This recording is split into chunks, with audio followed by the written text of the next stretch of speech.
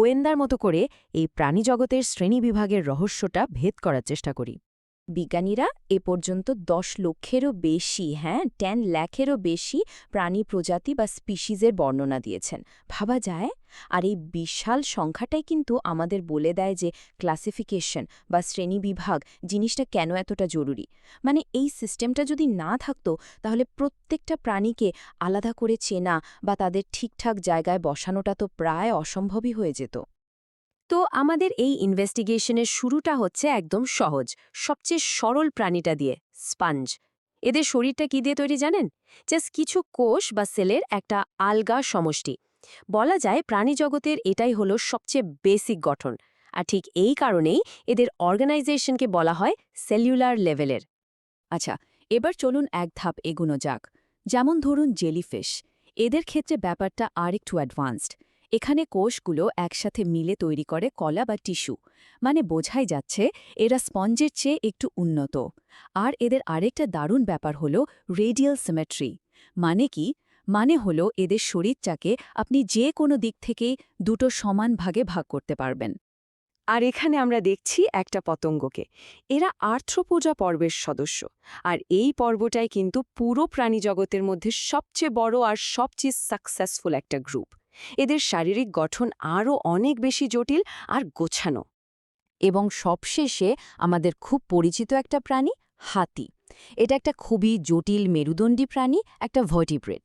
এর শরীরে কিন্তু শ্বাসপ্রশ্বাস, হজম এই সব কিছুর জন্য আলাদা আলাদা অঙ্গ আর তন্ত্র বা অর্গান সিস্টেমস আছে, একদম পুরোপুরি ডেভেলপড। তো ভাবুন একবার, একদিকে স্পঞ্জ আর একদিকে হাতি। এই যে বিশাল একটা রেঞ্জ, এটাই তো প্রাণীজগতের আসল বিস্ময়। তাহলে আসল প্রশ্নটা কিন্তু এটাই, এই যে এত রকমের প্রাণী উইথ সো মাচ ভ্যারাইটি, বিজ্ঞানীরা এর মধ্যে একটা শৃঙ্খলা বা অর্ডার খুঁজে পান কিভাবে?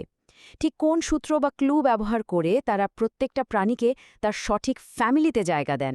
চলুন এইবার সেই রহস্যের গভীরে যাওয়া যাক। দেখুন, বিজ্ঞানীরা আসলে কয়েকটা ফান্ডামেন্টাল ফিচার, মানে কিছু মৌলিক বৈশিষ্ট্যের উপর ভিত্তি করে প্রাণীদেরকে বিভিন্ন দলে ভাগ করেন। ব্যাপারটা ঠিক যেন একজন গোয়েন্দা বিভিন্ন সূত্র মিলিয়ে একটা রহস্যের সমাধান করছেন। আমরা এখন সেই বায়োলজিক্যাল টুলকিটটাই খুলে দেখব। আমাদের টুলকিটের প্রথম সূত্রটা হল লেভেলস অফ অর্গানাইজেশন। মানে একটা প্রাণীর শরীর ঠিক কিভাবে তৈরি। সেটা কি শুধু কিছু কোষ দিয়ে গড়া, নাকি সেই কোষগুলো মিলে টিস্যু, অঙ্গ বা আরও জটিল অর্গান সিস্টেম তৈরি করেছে? এটাই হলো ক্লাসিফিকেশনের একদম প্রথম ধাপ। এরপর আমাদের দ্বিতীয় গুরুত্বপূর্ণ সূত্রটা হল সিমেট্রি। মানে একটা প্রাণীর শরীরকে কি সমান দুটো ভাগে ভাগ করা যায়? আর যদি যায় তাহলে ঠিক কিভাবে? এটা কিন্তু একটা দারুণ ভিজুয়াল ক্লু। দেখে অনেক কিছু বোঝা যায়। এই স্লাইডটা দেখলে ব্যাপারটা একদম পরিষ্কার হয়ে যাবে, তাই না? একদিকে আছে অরিও বা রেডিয়াল সিমেট্রি। জেলিফিশের মতো প্রাণীদেরকে দেখুন, এদেরকে আপনি যে কোনো দিক থেকেই মাঝ বরাবর কাটুন না কেন, দুটো সমান ভাগ পাবেন। কিন্তু অন্যদিকে দ্বিপার্শ্বীয় বা বাইল্যাট্রাল সিমেট্রিতে, যেমন আমরা মানুষ বা কোনো পতঙ্গ, আমাদের শরীরকে কিন্তু শুধু একটা মাত্র তল বরাবর কাটলেই দুটো হুবহু একরকম, একটা বাম আর একটা ডান, এরকম মিরর ইমেজ পাওয়া সম্ভব। আচ্ছা, বডি সিস্টেম কতটা জটিল তার একটা দারুণ উদাহরণ হলো ডাইজেস্টিভ সিস্টেম বা পৌষ্টিকতন্ত্র। কিছু প্রাণী আছে, যেমন ধরুন প্ল্যাটিহেলমিনথেস, যাদের খাবার ঢোকানো আর বর্জ্য বের করার জন্য একটাই মুখ, মানে একটাই ওপেনিং। এটাকে বলে ইনকমপ্লিট সিস্টেম। আর আমাদের মতো উন্নত প্রাণীদের ক্ষেত্রে দুটো আলাদা ওপেনিং থাকে, একটা মুখ আর একটা পায়ু। এটাকে বলে কমপ্লিট ডাইজেস্টিভ সিস্টেম। আর একটা খুব জরুরি কি ফিচার হলো সিলোম, মানে বডি ক্যাভিটি। সোজা কথায় শরীরের দেয়াল আর ভেতরের পৌষ্টিক নালের মাঝে কোনো ফাঁকা জায়গা বা গহ্বর আছে কি না।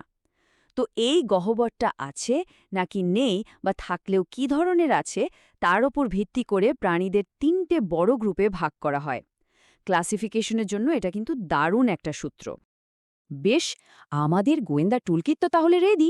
এবার এই সূত্রগুলো হাতে নিয়ে আমরা সোজা বেরিয়ে পড়ব প্রাণী জগতের প্রধান দল বা পর্ব, মানে যেগুলোকে ইংরেজিতে বলে ফাইলা, সেগুলোর মধ্যে দিয়ে একটা অভিযানে।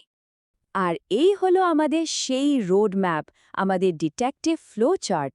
এই চার্টটাই আমাদের পথ দেখাবে কিভাবে ওই অর্গানাইজেশন সিমেট্রি কোলোমের মতো সূত্রগুলো ব্যবহার করে পুরো অ্যানিমাল কিংডমকে ধাপে ধাপে ভাগ করা হয়েছে সব এখানে আছে।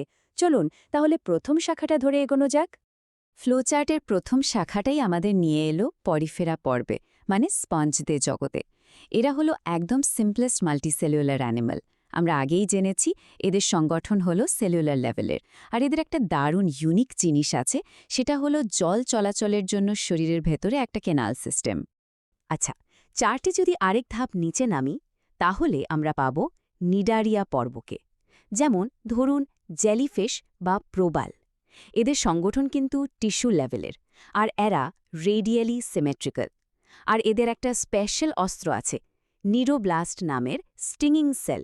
এটা দিয়ে এরা শিকার ধরে, আবার নিজেদের বাঁচায়ও। এবার একটা মাইন্ড ব্লোয়িং ফ্যাক্ট শোনার জন্য তৈরি হন। পৃথিবীতে আমরা আজ পর্যন্ত যতগুলো প্রাণী প্রজাতিকে চিনেছি বা নাম দিয়েছি, তার 3 ভাগের 2 ভাগেরও বেশি হল আর্থ্রোপোড। হ্যাঁ, 2/3 বেশি। অবিশ্বাস্য, তাই না? কিন্তু প্রশ্ন হল, আর্থ্রোপডদের এই অবিশ্বাস্য সাফল্যের কারণটা কি? আসলে বেশ কয়েকটা কারণ আছে।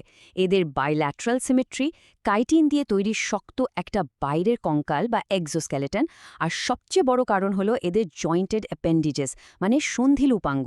এই পা বা অ্যান্টেনার মতো অঙ্গগুলোই এদের চলাফেরা, খাবার খোঁজা সবকিছুতে একটা অসাধারণ এফিসিয়েন্সি এনে দিয়েছে। তো আমরা এতক্ষণ ধরে আলাদা আলাদা পর্বের কথা জানলাম। এবার চলুন একটু জুম আউট করে বিগ পিকচারটা দেখি। মানে দেখি যে কিভাবে এই ছোট ছোট ভাগগুলো মিলে একটা বিশাল ইন্টারকানেক্টেড ফ্যামিলি ট্রি তৈরি করেছে। এই টেবিলটা দেখুন, এক নজরে পুরো ব্যাপারটা ক্রিস্টাল ক্লিয়ার হয়ে যাবে। কিভাবে সেই একই সূত্রগুলো, সংগঠন মাত্রা, প্রতিসাম্য আর সিলুম, এগুলো ব্যবহার করে পরিফেরার মতো সরল প্রাণী থেকে শুরু করে আমাদের নিজেদের পর্ব কর্ডাটা পর্যন্ত প্রত্যেককে আলাদা করা হয়েছে। এই যে একটা পরিষ্কার যুক্তি, এই লজিকটাই হলো ক্লাসিফিকেশনের আসল সৌন্দর্য। জীববিজ্ঞানে একটা খুব ফেমাস কথা আছে, একটা ক্লাসিক স্টেটমেন্ট। এর মানেটা কি? খুব সহজ। দেখুন, কর্ডাটা হলো একটা বিশাল বড় পর্ব, যাদের সবারই জীবনের কোনো না কোনো পর্যায়ে নোটোকর্ড নামের একটা গঠন থাকে। আর ভার্টিব্রাটা, মানে আমরা যাদের মেরুদণ্ডী প্রাণী বলি, তারা হলো এই কর্ডাটা পর্বেরই একটা ছোট্ট সাবগ্রুপ, যাদের ওই নোটোকর্ডটা পরে মেরুদণ্ডে বদলে যায়। কাজেই বুঝতেই পারছেন, সব মেরুদণ্ডী প্রাণী কর্ডেড, কিন্তু সব কর্ডেড প্রাণী মেরুদণ্ডী নয়।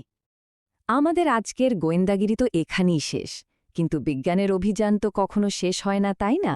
বিজ্ঞানীরা কিন্তু প্রতিনিয়ত নতুন নতুন প্রজাতি আবিষ্কার করে চলেছেন।